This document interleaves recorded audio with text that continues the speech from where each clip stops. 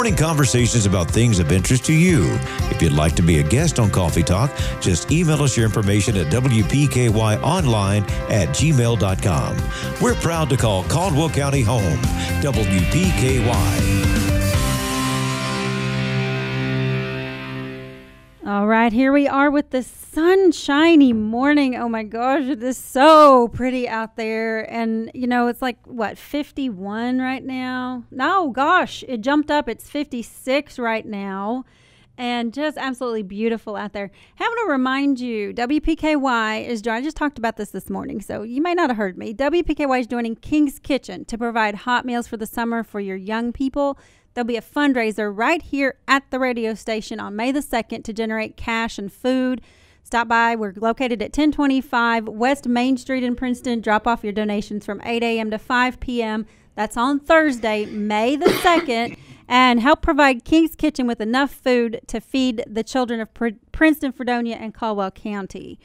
All right, look, we have our District 4 Magistrate in here this morning. Jeff Sims is with us. Good morning, Jeff. Good morning. And, you know, I'm going to talk to our superintendent here coming up and let him know that he's not the only one that forgets me on his morning he's scheduled to be here. It wasn't forgetful at all. It was I'm now carrying two phones, and one calendar had you and one didn't. I got you. That's where we're at. So we need to get on both calendars next time to make sure. I got you. But we made it in time. That's right. And so did he. Like, I'm so impressed with y'all because, you know, I call at the last minute. I'm like, I'm nervous. You're not here. Are you coming? Or I text you. And both of you, you know, you were here on time. So I am so impressed. Thank you so much for coming in this morning, Jeff. No problem. Glad to be here. I'm sure it was hard to, like, say, yeah, I'm going to, like, get out of this pretty weather and come inside. Yes, it was. It's a beautiful day. Yeah, It is amazing. A lot of people are waiting to plant, you know, and, you know, it's such a tempting thing because the weather's so nice during the day. And then, you know, like, what was that, Sunday night? Got into like 34 and we had frost. So yes, my wife and I struggle with this every year, trying to wait it out. But we're doing all right this year so far. We won't get a chance to talk to our weather guy, Dave. We won't get a chance to talk to him this week. But maybe he'll, you know, post something for us to let us know when it's okay to start planting, because he's been telling us, you know, you need to hold off. You need to wait just a little bit longer. I mean, you go to these nurseries and places, and I mean that the displays they have are just, they just put your eyes out. They're beautiful, and it just gets you the fever. That's a big hobby of my wife and I is gardening, not vegetable gardening, just pretty flower gardening. I've never gotten into any of that either way, vegetables or the other. We tried vegetables once. It didn't go well, but anyway. But there's a Facebook post that I mean, it never gets old to me. Every first part of every spring, it says, you know, spring is here. I got so excited I almost wet my plants. Yeah. I always get pumped up about spring when the purple martin scouts show up. My dad. Is that a bird? It is. It is. It's a migratory bird, and they come back every year. Once you put a house up for them, they come back, and they do a great job with mosquitoes and got a really beautiful song to them, so they're just a joy to have around. They're almost like a pet. You kind of look forward to that. But from a young age, my dad was passionate about them. He loved them, so he kind of, and now Ellie looks for him to come back, so it's kind of cool.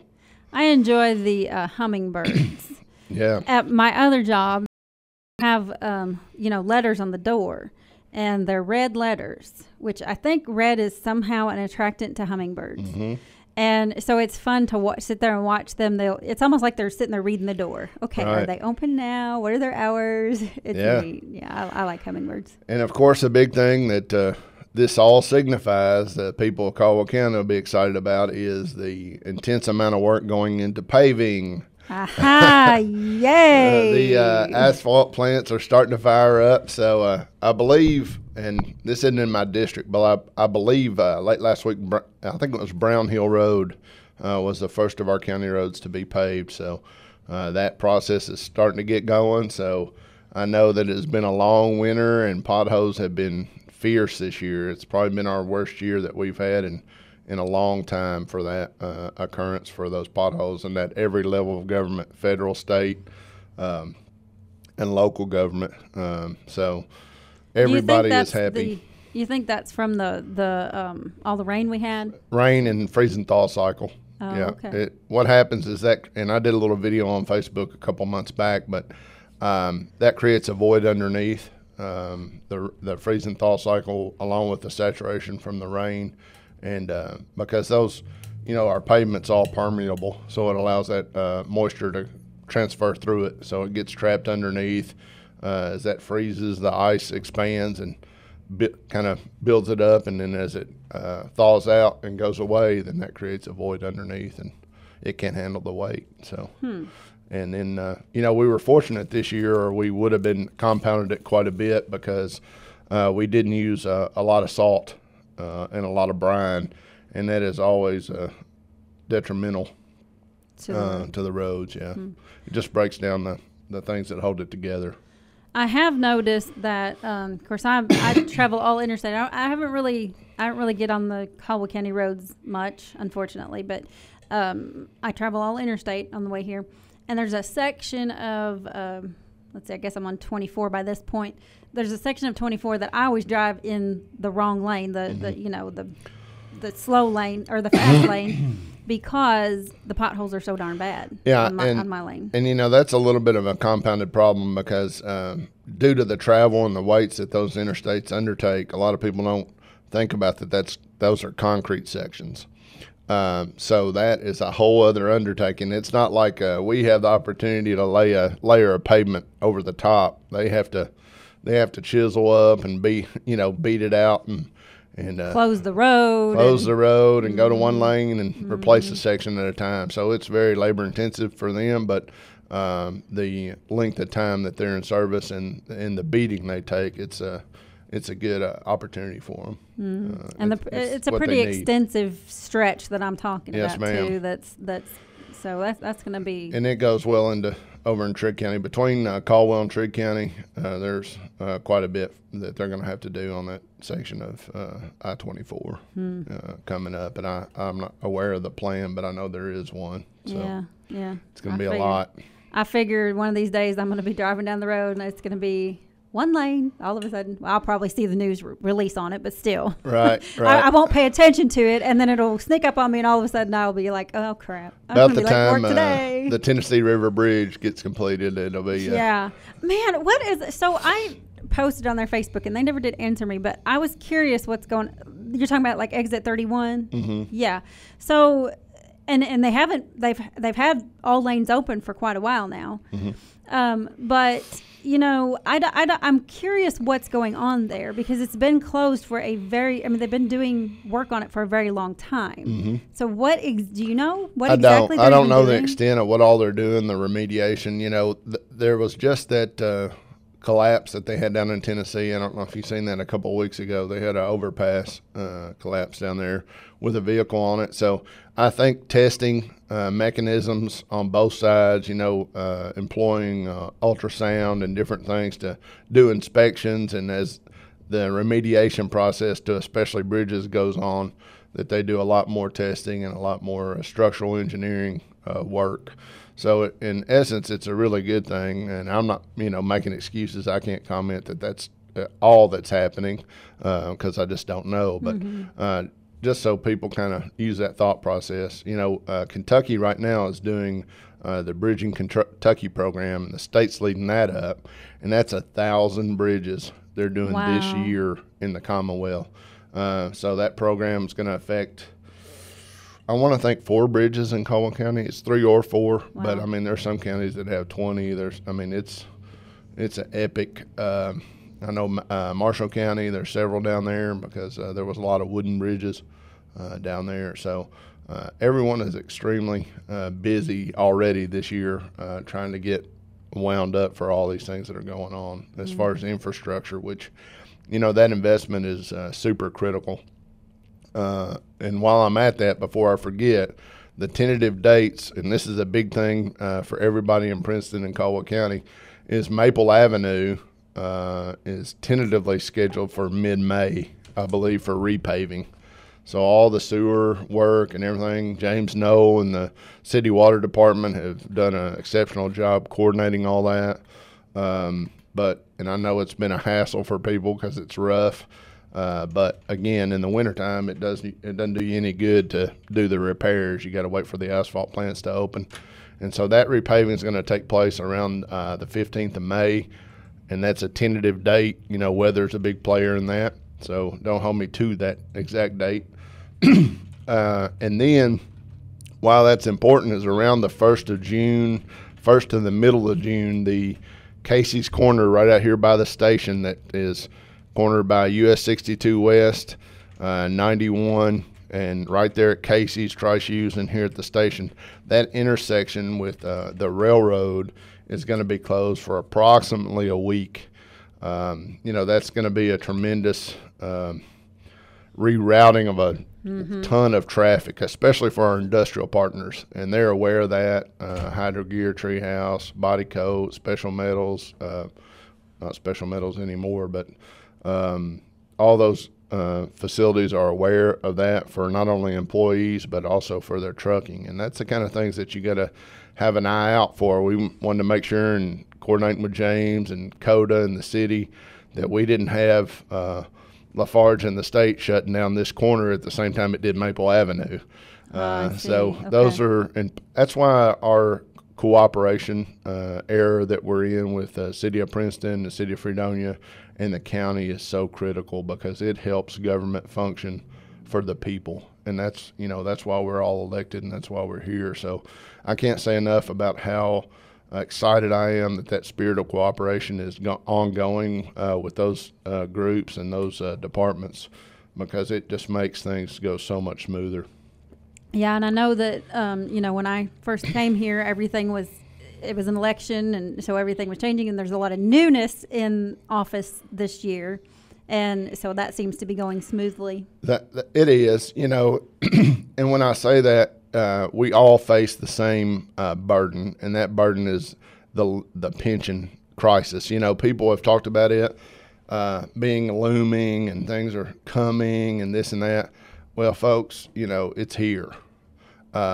We had our first budget workshop, and the impacts, they're real, and they're going to be real statewide at city government, county government, state government.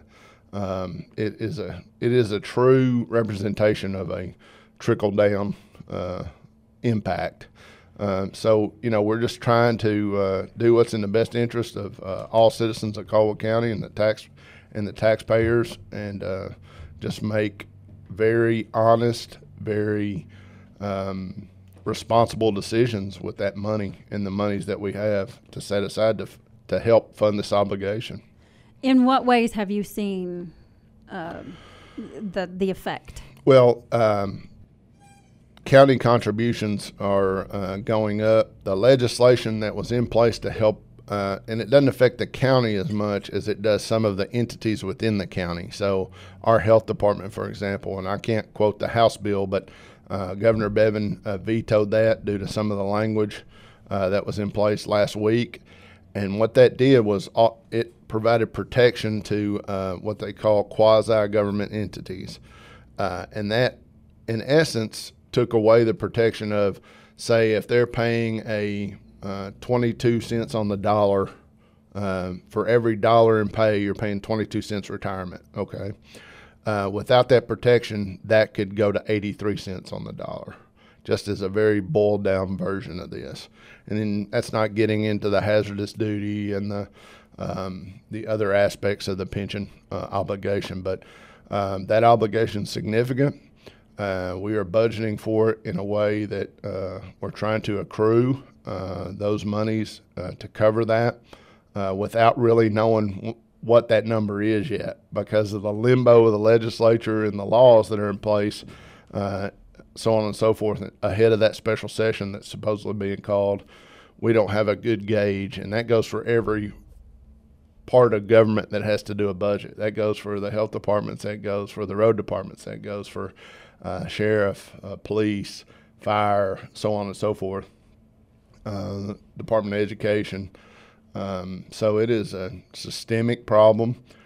Just going to continue to try to share information and educate the constituents and the citizens of Caldwell County on what that means and what it looks like as it's happening. We don't have a lot of information to share right now because we don't know. So we're having to kind of do some projections and go that route, and that's the way everybody in the state's undertaking it right now. Yeah, I see. All right. So last time, we'll switch subjects a little bit. Last time you were here, you had a pretty big announcement for us. Yes. All right. So how's that going? It's going well. Recap the announcement. I've been extremely busy. Freedom Waste here in town was bought out. Of course, they were bigger than here in town. They were out of Louisville, Kentucky. But they were bought out by WCA, Waste Corporation of America. They're out of Houston, Texas. They're the 8th largest trash hauler, recycler in the country. And they just needed some local help. So they approached me about coming to work with them in a capacity to work with customers, work with the communities here in West Kentucky to try to help their transition. They've since acquired D&D Sanitation over in Cadiz, so they added another 3,800 customers. Some exciting things about WCA is they're making an investment of 6 trucks. 2 of them are here. 2 of them are coming next month, and then 2, I think, in June. And they run about $380,000, $400,000 a piece.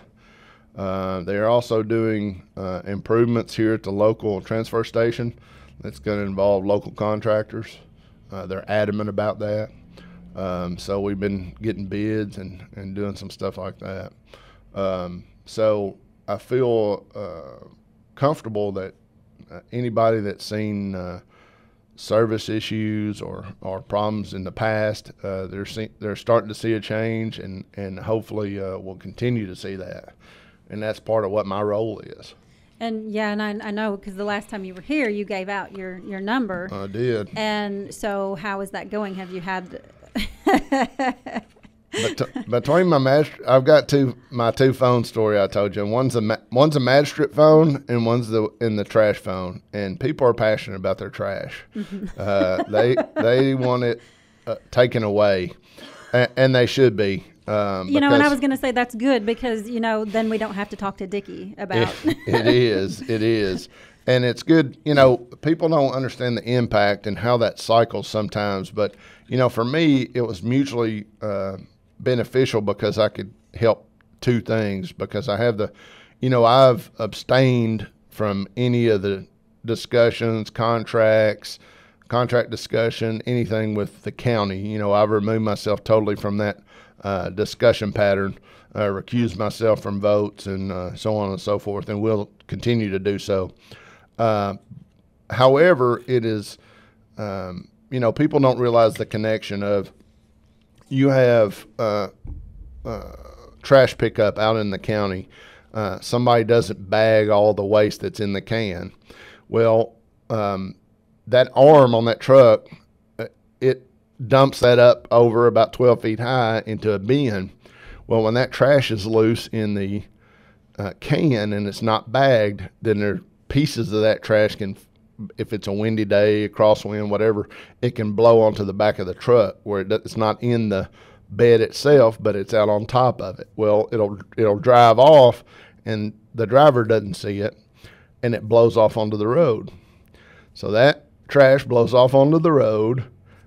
Here we are in the process of doing trash pickup. That's a cost to all of us because we hire that to be done across the county. So it's a very unique circle for me. I get to see all phases of it. So one thing that I would ask is that citizens, as you put your trash in the cans, any paper products, certainly, we'd like for all of it to be bagged, but any paper product, certainly. If you could tie that down in the trash bag, it would be a tremendous help to keeping our county roads clean. So having both roles is a unique perspective. I bet. Certainly. I bet. Or better yet, you could set the paper products aside and we can call Lynn Williams and, talk to him about recycling. Some of it, yes, absolutely. The corrugate, certainly. And we have seen, Lynn's doing a great job over at the recycling center. We're getting some sites located, and they're permanently, and they're being emptied, and he's continuing to work on that scheduling and all that stuff, and people are supporting it. Now, what I will say is a risk that we have going that I want to make people aware of. They'll ask about recycling, and some people are super passionate about it. But one risk that we're struggling with right now, and there's a neighboring county that this happened in, and I won't go into that, but in the broken down corrugate boxes, when we take those in, we transport them to a facility that sorts and bales all that. Well, they have recently been finding used hypodermic needles embedded into the broken down corrugate. Yep. So, it's one of those things. It's a social issue. But if you are an intravenous drug user, please seek treatment. You're worth it. I just want to take that time. Our jails, our treatment facilities, your families, your kids, everybody's suffering through this. You're not alone in it. So, please seek that. And this is one, in order to not get in trouble, this is a depository that somebody's figured out, hey, I can take these needles and line them in this box and break it down and put it into the recycle bin. And so that's the cautionary part that's kind of slowing us up right now. We haven't seen it in Caldwell County yet, but it has happened. And, it's just a symptom of what we've got going on socially in our society right now. And, I just want to reach out to those. Maybe you're listening this morning that have an addiction problem. It affects so many. It is such a powerful illness. I just encourage you to seek treatment. I know the Kentucky State Police now has a program where you can just show up or call them and they'll get you into treatment. You don't have to lose this battle, even as powerful as it is. So, everybody in law enforcement, the county, we want to help. We want to help you. We want to see you better. So that's just a little sidebar on that. But, our jails, we're running over capacity. Christian County's over capacity. Crittenden County's over capacity. The state system is over capacity. Our judicial system is strained. We have got some, when we talk about budgeting and the pension, we have some serious West Kentucky, East Kentucky, no matter where you are, we have some serious obligations budgetary-wise to incarceration. So we got to start rethinking that, and I'm having discussions. I had one yesterday with a judge, and we're looking at all kinds of different mechanisms to try to relieve that. But we just need people to do the right thing and get the help they need to do the right thing. I mean, we know that drug addictions, alcohol abuse, we know that that's a serious problem. It's getting real. When we're talking about recycling is dangerous. Right. It's that's. But I want people to know. I want to have the transparency of, hey guys, this is why. Mm-hmm. This is why we can't accept this. This is why we can't accept. We're not cutting programs off just because. And that all goes back to what's happening, and people just don't want to believe that it's happening sometimes because it's easier that way. Tough news is bad. Bad news is tough.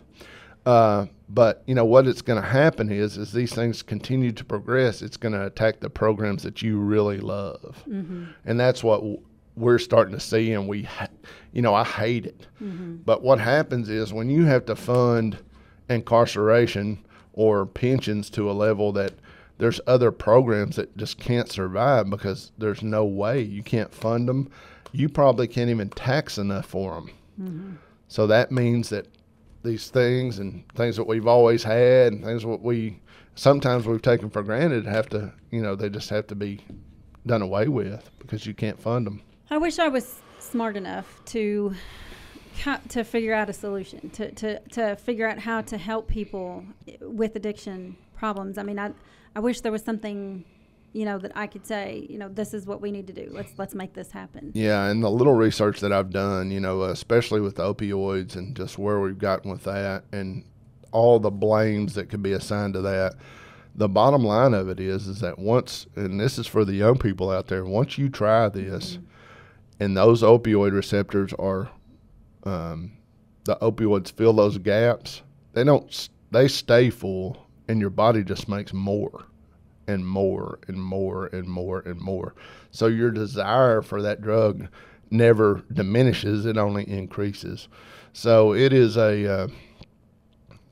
such a complex problem. I mean, we could talk for days just about that part of government and that burden. But the bottom line of it is that just seek the help. The resources are out there. I know it's tough. I haven't battled addiction, but I know people that have, and I've got close friends and family that have, and it is such a devastating thing. So it's going to rely on you to wake up today or tomorrow, or take that next step toward getting better, because our foster care system in the state, I forget the number exactly, but I think it's between 60 and 90,000 children are in the foster care system, and 90% of those are as a result of addiction. So again, it's a huge burden, financial burden, and the moral burden and societal burden nobody fully understands right now, because we're still that many years away from those young people growing up to adults. So I would hope, if we have any young people that we're reaching right now, I would hope that they would hear what we're saying, look at what's going on, look at the damage that's being done, right, and say to yourself, I don't want that to be me in 10 years. Right. So today I am not going to do this. And the scary thing about opioids, and especially, is that it doesn't conform to any socioeconomic level. I mean, it is across the whole spectrum. And people often, they have a dental procedure, they have a knee replacement, they have, something very minor, and they take this for pain relief, and then before they know it, they're hooked. So to those people, we need to say, be aware. Be Yeah, aware of what's happening, Yes. and stop yourself before you get to a point when you can't. And this isn't Jeff Sims' opinion on the subject. No. This is Right. Research and nationwide and news and so many other things. I mean, it's real. And part of the role that I feel that I play in government is to help educate and increase transparency for people. I don't want to be on here and be Chicken Little. I want to talk about the positives, but but when we're talking about recycling is dangerous, right, you got to kind of get a little Chicken Little. I just want to make that people aware. It's not the fact that we don't want to offer programs. It's the fact that the elephant in the room is so real that it is touching every part of our lives in Caldwell County, and the ability of governments and jails and the judicial system to function. Absolutely. And so it's a big one. Well, Jeff, we kind of got, I'm glad we discussed this. Yeah, This was not yeah. exactly where I thought the conversation Yeah. was going to go this morning. And sometimes but I'm glad that we happens, did. right? Yeah, it needed to be done. Yeah. We needed to talk about it. So thank you for that Yeah. this morning. Thank you for your time. Thank No you for problem. coming. Glad to be here. Always a pleasure. Yes. A couple of numbers I'll give out. One, if you want to get a hold of me, if you're a 4th District resident or a county resident that has a question, 270-601-1081 is my cell phone number. And if you are a WCA waste customer, commercial customer, you can call 270-963-1968. And then our office is 270-365-6200. And Jody and Miss Delicia will be glad to help you. But if you run into any trouble, you can feel free to call me. Try to spend a lot of time in different areas. Kate is Marion, parts of Livingston, Christian. So I've been plenty busy. But yeah, I love that you said that when WCA approached you to see, if you'd be interested in, a position, you were like, yeah, I don't have anything else to do, Sure. It's amazing though how much time that I was dedicating to the role of magistrate and continuing to do that. But I'm working through it so far, and it's working okay. So, what is your official title at WCA? I'm an account manager. Okay. With them. So. All right. Okay, so Jeff Sims, account manager for WCA, magistrate for District 4. If you have any questions, you have his numbers. Got my numbers. Give me a call. Thank you so much for joining us this morning, Jeff. Thank you. All right. Hey, it's summertime. No, it's not. It's springtime. The sun is shining, making me think it's summer. And that makes me think of the birds and the bees. So I am going to talk to somebody coming up real soon about the latter of that. We're going to talk bees in just a minute. Thinking about life insurance? What if you could make one free phone call and learn your best price from nearly a dozen highly rated, price-competitive companies? Well, that's exactly what happens when you call SelectQuote Life. For example, George is 40. He was getting sky-high quotes from other companies because he takes meds to control his blood pressure.